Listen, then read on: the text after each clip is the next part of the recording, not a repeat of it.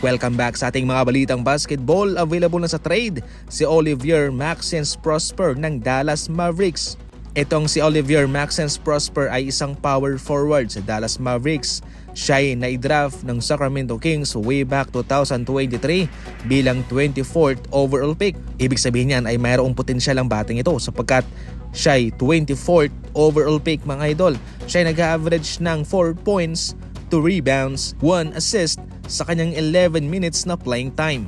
Maganda rin ang shooting ng batang ito, 40% sa field and 23% naman sa 3-point line. Sa free throw, 64%. Bakit nga ba siya iti-trade ng Dallas Mavericks? Sapagkat kay Cooper Flagg, kinailangan po ng mas malaking espasyo ni Cooper Flagg sa kanyang development. Kaya considering na power forward ang kanyang posisyon at si Cooper Flagg ay power forward, magiging sagabalan din po siya sa kanilang rotation at kaya sa ngayon siya ay iti-trade na ng Dallas Mavericks. Sa ngayon ay patuloy po sila naghihintay ng anumang offer kay Olivier Maxence Prosper. Bubuo ng bagong show itong si Skip Bayless at siya ay sasamahan ni Gilbert Arenas. Itong si Skip Bayless mga idol ay nanggaling po ito sa Fox, samantalang itong si Skip Bayless naman ay meron siyang podcast at hindi rin naman siya basta-bastang analyst sa ngayon ha. Isa siya ngayon sa mga kinainisan ng mga NBA players patungkol sa kanyang mga take. Kaya ang kanilang pagsasamang dalawa ay siguradong makakahakot din po ng views kahit papano. Sad to say, itong sina Gilbert Arenas at Skip Bayless ay parehong anti-LeBron. Kaya sa puntong ito ay marami nang ngahong inaasahan na siguradong mapapadalas ang kanilang pagbibigay ng komento at kritiko kay LeBron.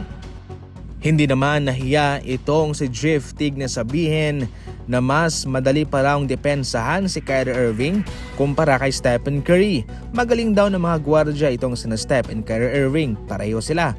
Pero mas pipili niya raw bantayan itong si Kyrie Irving kumpara kay Steph.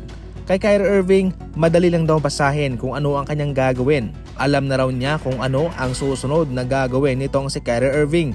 Kaya siguradong ito ay kanyang mapipigilan kaagad. Especially mga idol sa mga ginagawang isolation nito. Pero itong si Stephen Curry, mahirap daw itong bantayan. Kung mapapalingon ka lang sa kabila ay siguradong mapag-iwanan ka na.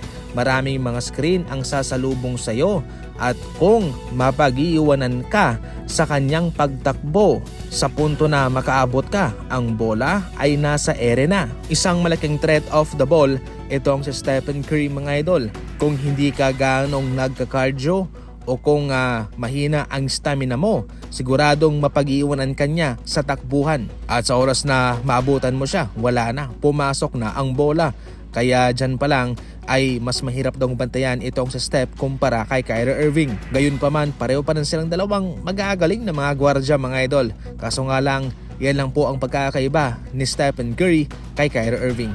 Ayon mismo yan kay Jeff Teague sa kanyang podcast.